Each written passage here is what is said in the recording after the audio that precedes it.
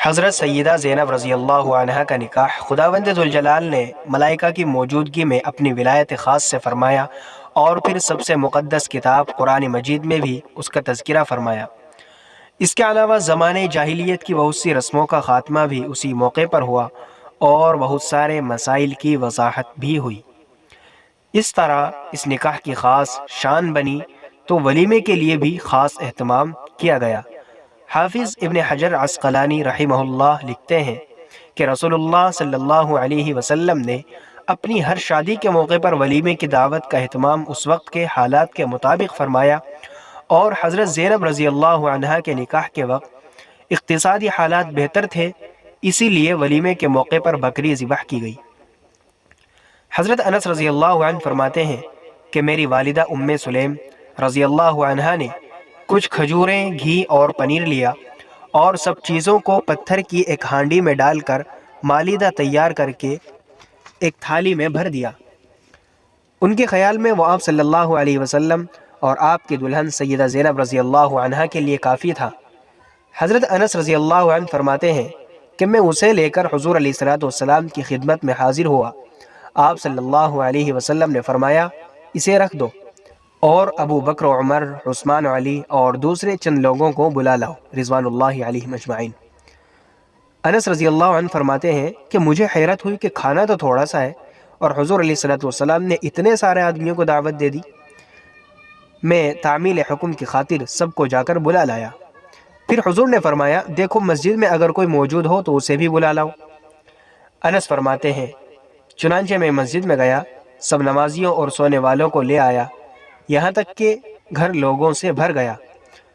حضور نے دریافت فرمایا، مسجد میں کوئی باقی تو نہیں رہا؟ میں نے عرض کیا، نہیں۔ اس کے بعد حضور علیہ الصلوۃ والسلام نے فرمایا، جو راستے میں ہو اسے بھی بلا لاؤ۔ چنانچہ میں راہ چلتوں کو بھی لے آیا۔ اب حجرہ کھچا کھچ بھر گیا۔ اس کے بعد حضور علیہ الصلوۃ والسلام نے مالیدے کا برتن اٹھا لانے کو کہا۔ میں نے اسے حضور کے سامنے رکھ دیا۔ آپ نے اس پر 3 انگلیاں رکھی، اسے دبایا، کلام پاک میں سے کچھ پڑھا اور لوگوں سے کہا، بسم اللہ پڑھ کے کھاؤ۔ حضرت انس فرماتے ہیں کہ میں نے مالیدے کو دیکھا، وہ چشمے کے پانی کی طرح ابل رہا تھا۔ گھر اور حجرے میں موجود تمام لوگوں نے پیٹ بھر کر کھا لیا، لیکن برتن اتنا ہی بھرا ہوا تھا جتنا میں لے کر کے آیا تھا۔ ایک روایت میں ہے کہ حکم نبوی کے مطابق 10 آدمیوں نے حلقہ بنا کر کھایا۔ جب تمام لوگوں نے سیر ہو کر کھا لیا تو حضور نے فرمایا، انس یہ کھانا اٹھا لو۔ حضرت انس رضی اللہ عنہ فرماتے ہیں کہ معلوم نہیں جب میں نے کھانا رکھا تھا اس وقت زیادہ تھا یا جب اٹھایا اس وقت زیادہ تھا۔ انس رضی اللہ عنہ فرماتے ہیں اس کے بعد میں نے وہ برتن ام المؤمنین رضی اللہ عنہ کے سامنے رکھ دیا، اور یہ حیرت انگیز واقعہ اپنی والدہ یعنی ام سلیم رضی اللہ عنہ کو سنانے گھر چلا گیا۔ وہ سن کر بولی، بیٹا تعجب نہ کرو، اگر حضور علیہ الصلوۃ والسلام مدینے کے تمام لوگوں کو بھی کھلانا چاہتے تو ان کے لیے بھی کھانا کافی ہو جاتا۔ حضرت انس رضی اللہ عنہ سے کسی نے لوگوں کی تعداد کے متعلق پوچھا تو آپ نے فرمایا، مجھے 71 آدمیوں کا تو یقین ہے، 72ویں آدمی کے بارے میں شک ہے، جبکہ ایک روایت میں ہے کہ تمام لوگوں کی تعداد 300 تھی۔ اس کے بعد منافقین اور معترضین کی جانب سے جو خدشات تھے عین اسی کے مطابق طعنہ زنی، اعتراضات کی بوچھار اور پروپیگنڈوں کا سیلاب موجیں مارنے لگا۔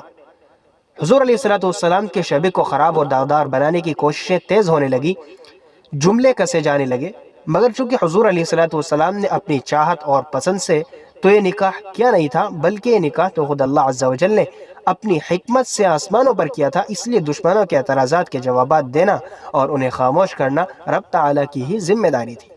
چنانچہ سلسلہ وحی آگے بڑھا اور عرش بری سے جبرائیل علیہ الصلوۃ والسلام مختصر سی آیت کی شکل میں مشرکین کے لیے 2 ٹوک جواب لے کر اترے، ما کان محمد ابا احد من رجالکم ولکن رسول اللہ وخاتم النبیین وکان اللہ بکل شیء علیما۔ مسلمانوں، محمد صلی اللہ علیہ وسلم تم مردوں میں سے کسی کے باپ نہیں، لیکن وہ اللہ کے رسول ہیں اور تمام نبیوں میں سب سے آخری نبی ہیں، اور اللہ ہر بات کو خوب جاننے والا ہے۔ اس نکاح کے بعد ہی پردے کا حکم بھی نازل ہوا۔ روایت میں آتا ہے کہ ولیمے کی دعوت کھا کر تمام لوگ چلے گئے مگر 3 آدمی بیٹھے باتیں کرتے رہے۔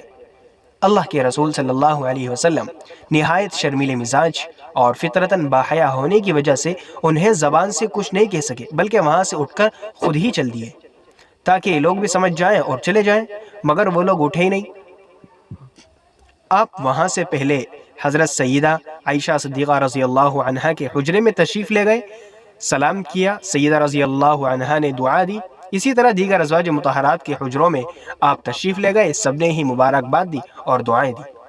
جب آپ واپس لوٹے اور اس خیال سے کہ وہ لوگ چلے گئے ہوں گے، مگر وہ لوگ اس وقت بھی بیٹھے تھے، حضور علیہ السلام پھر سے سیدہ عائشہ رضی اللہ عنہا کے حجرے کی طرف چل دیے، مگر چوکھٹ تک پہنچے اور پھر وہیں سے واپس ہو گئے۔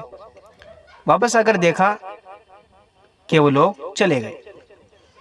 حضرت انس رضی اللہ عنہ فرماتے ہیں کہ آپ علیہ الصلوۃ والسلام حجرے میں داخل ہوئے تو میں بھی آپ کے ساتھ اندر داخل ہونے لگا، مگر آپ نے میرے اور اپنے درمیان پردہ گرا دیا، اس لیے کہ اسی وقت پردے کا حکم نازل ہوا تھا۔ اس سے پہلے حضرت سیدہ سودا بنت زمعہ رضی اللہ عنہا کے واقعے میں بتایا گیا تھا کہ اس وقت پردے کا حکم نازل ہوا۔ تو یہاں یہ بات یاد رکھنی چاہیے کہ دونوں کا تذکرہ احادیث میں آیا ہے، جس سے پتہ چلتا ہے کہ حضرت سودا بنت زمعہ رضی اللہ عنہا کا واقعہ اور حضرت سیدہ زینب رضی اللہ عنہا کا نکاح بھی قریب زمانے میں ہی منعقد ہوا، پیش آیا، اس لیے دونوں موقعوں سے ہی آیت کا تعلق ہے۔ یا ایھا الذین آمنوا لا تدخلوا بیوت النبی الا ان یؤذن لکم الی طعام غیر ناظرین اناہ ولكن اذا دعیتم فادخلوا فاذا طعمتم فانتشروا ولا مستأنسین لحدیث، اے ایمان والو، نبی کے گھروں میں بلا اجازت داخل نہ ہو مگر یہ کہ تمہیں کھانے پر آنے کی اجازت دی جائے، وہ بھی اس طرح کہ تم اس کھانے کی تیاری کے انتظار میں نہ بیٹھے رہو، لیکن جب تمہیں دعوت دی جائے تو جاؤ، پھر جب کھانا کھا چکو تو اپنی اپنی راہ لو اور باتوں میں جی لگا کر نہ بیٹھو۔ ان ذالکم کان یؤذی النبی فیستحی منکم واللہ لا یستحی من الحق، حقیقت یہ ہے کہ ان باتوں سے نبی کو تکلیف پہنچتی ہے اور وہ تم سے کہتے ہوئے شرماتے ہیں، اور اللہ حق بات میں کسی سے نہیں شرماتا۔ وَإِذَا سَأَلْتُمُوهُنَّ مَتَاعًا فَاسْأَلُوهُنَّ مِنْ وَرَاءِ حِجَابٍ ذَلِكُمْ أَطْهَرُ لِقُلُوبِكُمْ وَقُلُوبِهِنْ، اور جب تمہیں نبی کی بیویوں سے کچھ مانگنا ہو تو پردے کے پیچھے سے مانگو، یہ طریقہ تمہارے دلوں کو بھی اور ان کے دلوں کو بھی زیادہ پاکیزہ رکھنے کا ذریعہ ہوگا۔ وما كان لكم أن تؤذوا رسول الله ولا أن تنكحوا أزواجه من بعده أبدا إن ذلكم كان عند الله عظيما، اور تمہارے لیے جائز نہیں کہ تم اللہ کے رسول کو تکلیف پہنچاؤ، اور نہ یہ جائز ہے کہ ان کے بعد ان کی بیویوں سے کبھی بھی نکاح کرو، یہ اللہ کے نزدیک بڑی سنگین بات ہے۔ عرب کے ایک رئیس نے یہ ارادہ ظاہر کیا تھا کہ حضور علیہ الصلوۃ والسلام کی وفات کے بعد حضرت عائشہ صدیقہ رضی اللہ عنہا سے میں نکاح کر لوں گا۔ یہ بات دینی اور دنیاوی دونوں اعتبار سے بے جوڑ، مصلحت کے خلاف اور شان نبوت کے مخالف تھی، اس لیے یہ آیت نازل ہوئی کہ وہ تمام مسلمانوں کی مائیں ہیں اور کبھی بھی امہات المؤمنین سے نکاح کسی کا بھی جائز نہیں ہوگا۔ اس آیت مبارکہ میں بہت سارے مسائل کی اور بھی وضاحت ہے۔ اس طرح حضرت زینب رضی اللہ عنہا کی یہ شادی اور یہ نکاح اور یہ ولیمہ امت مسلمہ کے لیے خیر و برکت کا مجموعہ اور رحمت خداوندی کا باعث بنا۔